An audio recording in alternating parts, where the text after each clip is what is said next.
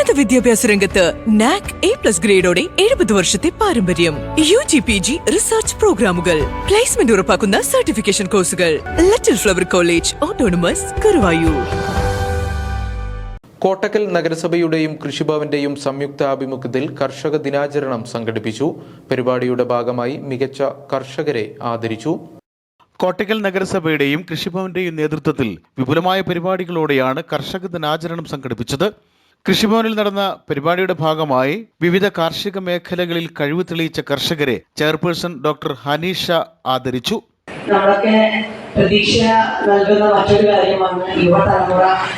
വിഷപ്പിക്കൊക്കെ നമ്മുടെ ഉദാഹരണമാണ്. യുവതലമുറ വളരെ സീരിയസ് ആയിട്ട് ഈ ഒരു കൃഷിയെ കാണുന്നു എന്നുള്ളത് മറ്റൊരു സന്തോഷകരമായിട്ടുള്ള കാര്യം തന്നെയാണ്. നമ്മളെ സംബന്ധിച്ച് കോട്ടക്കൽ നഗരസഭയിൽ അതിന്റെ ഉദ്ദേശം അതില് കുമ്മായമായിട്ടും ജൈവവളമായിട്ടും അതുപോലെ രാസവളമായിട്ടും നമുക്ക് കേടുപറ്റിയ തെങ്ങുകൾ ഉണ്ടെങ്കിൽ അത് മുറിച്ച് നല്ല. വൈസ് ചെയർപേഴ്സൺ മുഹമ്മദ് അലി ചെരട ചടങ്ങിൽ അധ്യക്ഷത വഹിച്ചു.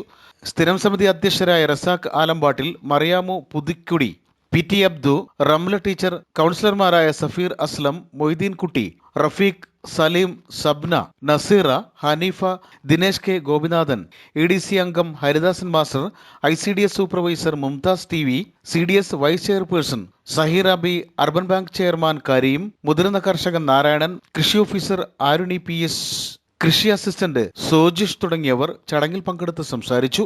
ബാങ്ക് പ്രതിനിധികൾ, കർഷകർ തുടങ്ങിയവർ ചടങ്ങിൽ പങ്കെടുത്തു. മികച്ച വനിതാ കർഷക, മികച്ച കുട്ടി കർഷകൻ, മികച്ച ജൈവ കർഷകൻ, മുതിർന്ന കർഷകൻ, പട്ടികജാതി വിഭാഗത്തിലെ മികച്ച കർഷകൻ, വെറ്റില കർഷകൻ, നെൽകർഷകൻ തുടങ്ങിയവരെ ചടങ്ങിന്റെ ഭാഗമായി ആദരിച്ചു.